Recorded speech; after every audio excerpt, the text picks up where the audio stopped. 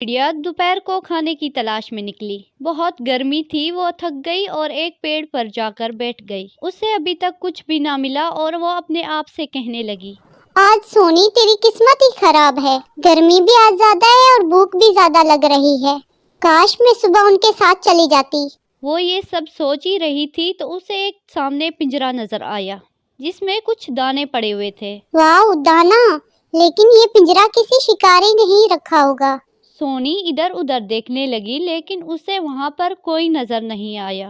मैं चालाकी से वहां जाऊंगी और फौरन दाना लेकर निकल आऊंगी। उसने ऐसा ही किया।